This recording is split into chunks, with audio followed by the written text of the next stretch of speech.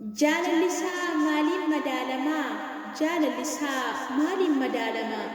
Na ajaa'ibsiisee dubbiin gooftaa kanaa maaliin madaalamu safuu jaalalasaa anaaf jedhee gooftaan dhiigasaa lolaasaa bitaa mirgarraan asiin kabalamaa maali jaalallisaa maaliin madaalamaa gitan qabu silaa madaalee argeeraa anaaf jedhee gooftaan wabii koo darbeeraa anaaf jedhee gooftaan wabii koo darbeeraa. Anaaf yaadannoodha injifannoo gubbaa ana jiraachisuuf wabii koo darbeeraa dhiigasaa lolaasee fannoo gubbaa irratti jaalala akkamiitii lubbuusaa naa laatee ana baduu jiru anan na oolchatee jireenya naa laatee ufiisaa dhiphatee jaalala qulqulluu gooftaan na jaallatee anaaf jedhee gooftaan maaluman taaniree dubbadhee hin fixuu hojii fannoo gubbaa anaaf jedhee gooftaan wabii koo darbeeraa anaaf jedhee gooftaan wabii koo darbeeraa. Jaalala qulqulluu gooftaan na jaallatee gatii tokko malee lubbuusaa naa laatee qaraanii irratti dhiigasaa lolaasee wabii koo darbeeraa inni maal dadhabee maaliin madaalama hojiin gooftaa kanaa madaallii dhabeeraa addunyaa kanarraa anaaf jedhee gooftaan wabii koo darbeeraa anaaf jedhee gooftaan wabii koo darbeeraa.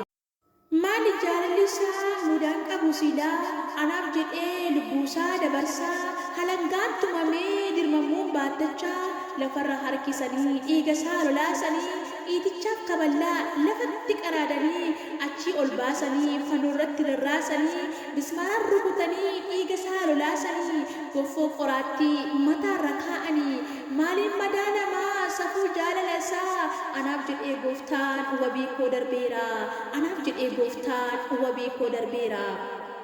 Eenyuun na jaallatee otoo gooftaan taanee cubbuu keenya faanaa gooftaan nu jaallatee sababa koof jedhee lubbuusaa kan laatee biyya lafaa hundaaf dabarsee of laatee jaalala qulqulluu gooftaan nu jaallatee giriraa keenya hundaa achi nurraa gatee mucaa konaan jedhee lubbuusaa naa laatee jaalala fannoo gubbaa gooftaan na jaallatee jaalala isaan argee hundumaa na caalaa anaaf jedhee gooftaan wabii koo darbeeraa anaaf jedhee gooftaan wabii koo darbeeraa.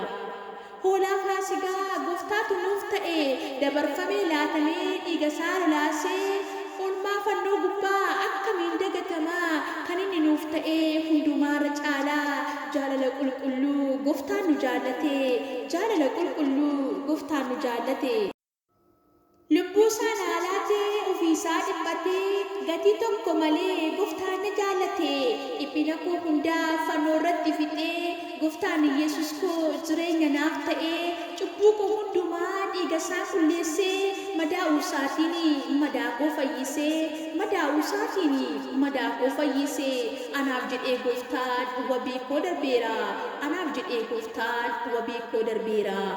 Hundumaa xumuree fannoo gubbaa irratti dhimma koo baasee gatii tokko malee gooftaan na jaallate amma kana booddee gaddisoo hafeeraa gooftaan Yesuus awwaala diigeeraa mirga abbaatti gooftaan ol ba'eeraa anaaf jedhee gooftaan hundaa danda'eeraa anaaf jedhee gooftaan wabii koo darbeeraa anaaf jedhee gooftaan wabii koo darbeeraa.